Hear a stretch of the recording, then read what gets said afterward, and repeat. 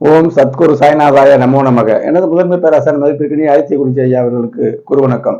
உலகம் முழுக்க பரவி இருக்கின்ற தமிழ் உறவுகள் அனைவருக்கும் மதுரை ஜோதிட சாய் செல்வத்தின் இனிய வணக்கங்கள். வாழ்க பல்லாண்டு. இன்னைக்கு நம்ம பார்க்க போற பதிவு இயற்கை சுபகிரகத்தில் முதன்மையான குருபகவானுடைய அதிசார பயிற்சி பலன்களை விருச்சிக ராசிக்கு பார்ப்போங்க. அதுக்கு முன்னாடி சிறு முன்னுரை. கிரகங்கள் சுபக்கிரகங்கள் பாவக்கிரகங்கள் 2 பிரிவு இருக்குங்க. ஒரு லக்கணத்துக்கு நல்ல கிரகம் கெட்ட கிரகம் என்பது வேறு. இயற்கையிலேயே சுபக்கிரகங்கள் குரு பகவான், சுக்கிரன், புதன், வளர்பிறை சந்திரன், இப்படிதான் ஜோதிடத்தை புரிஞ்சுக்கணும், ஒளியாக புரிந்து கொள்ள வேண்டும்.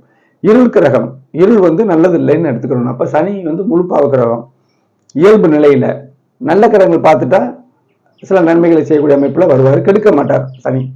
செவ்வாய் நல்லவரும் கெட்டவரும். ராகு எதுக்கள் அந்த நல்லவர்களோட தொடர்பு பெற்றால் நன்மைகளை பல மடங்கும், தீயவர்களோட தொடர்பு பெற்றால் தீய பலன்களை பல மடங்கும் பலன் பெருக்கிகளாக அவர் இருப்பாங்க.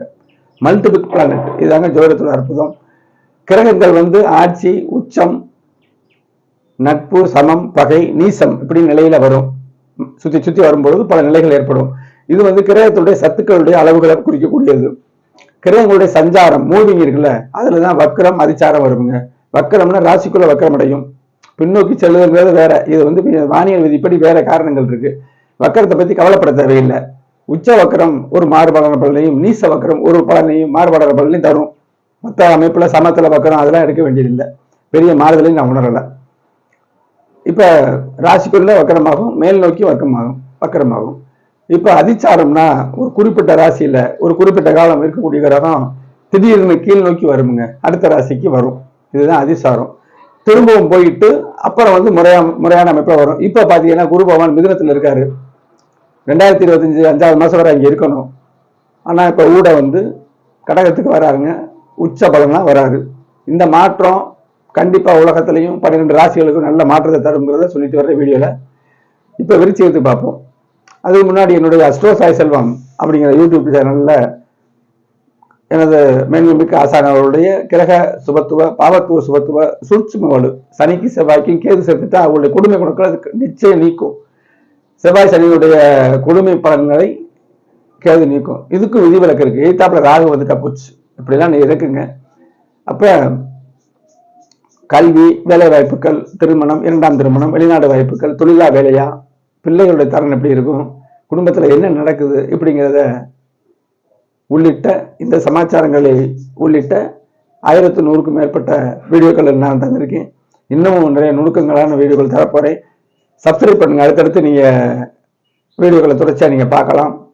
சப்ஸ்கிரைப் பண்ணீங்கன்னா, ஷேர் பண்ணீங்கன்னா, நீங்க மட்டுமில்ல உறவினர்கள், நண்பர்கள் அனைவருமே ஜோதிடத்துல உண்மைத்தன்மையை உணர்ந்து, கிரக பாவ சுத்துவ அமைப்புல தான் ஜோதிடமே இருக்குங்கிறத உணர்ந்து உங்க ஜாதகத்தை என்னிடம் கேட்டு தெரிந்து கொள்ளலாம். கட்டண முறையில் என்னிடம் எந்த ஒரு விஷயமானாலும் கட்டண முறையில் தெளிவாக பலன்களை கேட்டு தெரிந்து கொள்ள இந்த திரையில் தெரியக்கூடிய வாட்ஸ்அப் நமக்கு தொடர்பு கொள்ளுங்க. திருமண பொருத்தம் திருமணம் எப்ப நடக்கும், எப்படி நடக்கும், எத்தகைய தரத்தோடு இருக்கும், அவருடைய வாழ்க்கை எப்படி இருக்கும் அப்படி சொல்றதான் பொருத்தம். நட்சத்திர பொருத்தம்லாம் ஒண்ணுமே அதுல விஷயமே இல்லை. ஏதோ சொன்னாங்க, ஏதோ அதையும் பின்பற்றாங்க அப்படின்னு அமைப்பு. குடும்ப ஜாதகம் பார்த்தா பலன்களை துல்லியமாக எடுக்கலாம். ஒரே நேரத்தில் பார்க்கறது தான் சிறப்பு. இப்ப வீடியோக்குள்ள போவாங்க. விருச்சிக ராசிக்கு இந்த குரு பகவானுடைய அதிசார பயிற்சி என்ன செய்யும் அப்படிங்கிறத நம்ம பார்ப்போம். முதல்ல விருச்சிக ராசிக்கு 2ஆம் இடத்துக்கும் 5ஆம் இடத்துக்கும் உரியவர். 2ன்னா என்ன? குடும்பம், வருமானம், சாப்பிடுற அமைப்பு, பேசி பிழைக்கிறாங்கல்ல, பேச்சால் பிழைக்கக்கூடியவர்களையும் இது இந்த 2ஆம் இடம் குறிப்பிடும். 5 அதிர்ஷ்டம், குழந்தைகள், நம்ம சிந்தனை, தெய்வ அனுக்கிரகம், இது பூரா குறிக்குங்க. அவங்க ஜாதகத்துல அடிப்படையில எப்படிங்கிறத நம்ம பார்த்துக்கணும். கோல்சாரம் கண்டிப்பா பார்க்கணும். அதாவது ஒளி குறைந்த ஜாதகங்கள்ல, உழைத்தால் தான் பிழைக்க முடியுங்கிற ஜாதகங்கள்ல கோல்சாரம் தான் நிரந்தரம் இல்லாமல் அப்பப்ப பலன்களை கொடுத்துட்டு போகுது. இதுதான் உண்மையான விஷயம். இப்ப அதிசாரம் இங்க வராருங்க. ஐப்பசி 2ல இருந்து கார்த்திகை 20 வரைக்கும் இங்க இருப்பாரு, உச்ச நிலையில், நல்ல பவரா. இந்த சந்திரன் எப்படி இருக்காரு, அதுக்கு தக்க இந்த பலன்களை கூடவும் குறைச்சு நம்ம சொல்லணும். இடம் கொடுத்த கிரகத்தையும் பார்க்கணும்ல.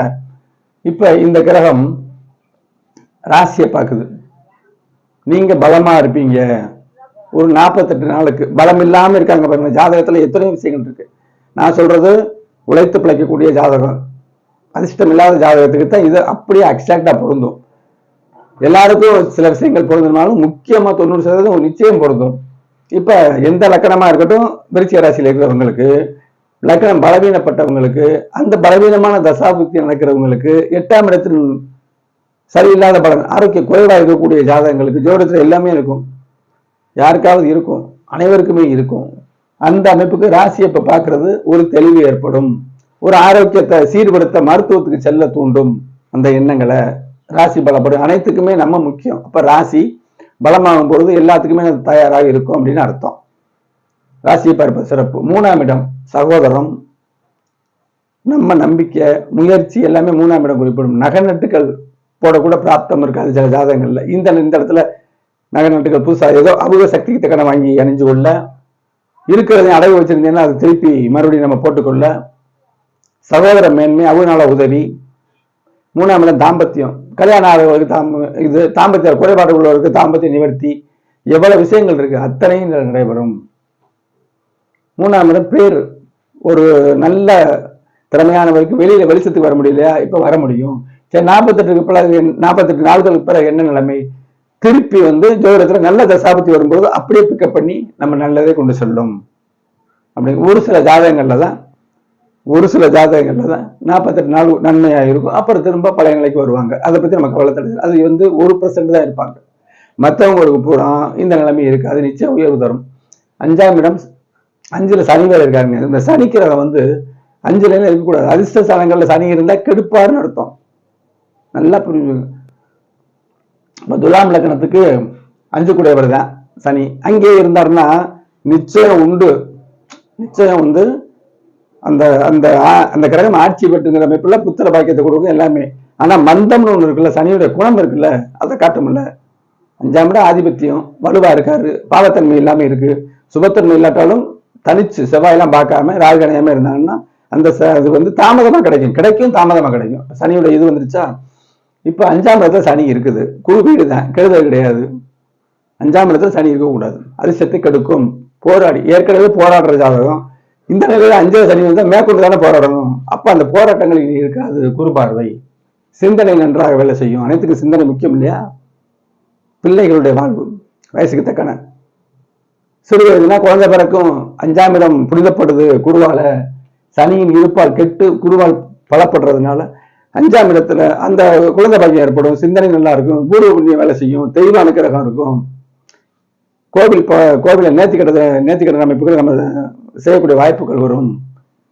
வயசுக்கு தக்கன குழந்தைகள் இருக்கா, உங்களுக்கு கல்யாண வயசுல குழந்தை இருக்கா, திருமணம் நடக்கும். அவங்களுடைய வேலை பொதுவாக சொல்ல குழந்தைகளுக்கு மேன்மைன்னு அவங்கவுங்க தசாபுத்திப்படி அவங்கவுங்களோட அமைப்புப்படி திருமணம், வேலை, வெளிநாடு செல்லுதல், தொழில் வைக்கிறது எல்லாமே சிறக்கும். அப்ப புத்திரர்களுக்கு நல்ல மேன்மைன்னு சொல்லி இதை முடிக்கிறேன். கண்டிப்பாக நடக்கும். இதான் எப்படி சொல்றோம், கிரக பாவக சுபத்துவ அளவு. கிரக ஒளிதான் ஜோதிடம். கிரகங்கள் ஒளியா இருந்தா நன்மை செய்யும். நன்மை ஒளியா இருந்தாலும் மறையாம இருக்கணும், கெட்டு போகாம இருக்கணும். சரியா. அப்ப அந்த இருள் நமக்கு அவயோகம், இருள் இருக்கக்கூடாது. இதுதான் கிரக பாவக சுபத்துவம். அது மட்டும் இல்லை, அதோட அளவுகளையும் பார்க்கணும். அப்பதான் பதில் சொல்ல முடியும். எத்தனை இருள் எவ்வளவு இருக்கு, இருள் எத்தனை சதவீதம், ஒளி எத்தனை சதவீதம் அப்படின்னு நம்ம பார்க்கணும். அதுலதான் பலன்களே கண்டிப்பா இருக்கு. தொடர்ச்சி அப்ப நுணுக்கமான வீடியோக்கள் தர்றேன், பார்த்து பயன்பெறுங்க. அடுத்து குருபவனுடைய சொந்த ராசியான தனுசு ராசிக்கு இந்த குருவின் அதிசார பயிற்சி எத்தகைய பலன்கள் தரும் என்பதை கிரக விளக்கத்தோடு தெளிவாக சொல்றேன். நன்றி, வணக்கம்.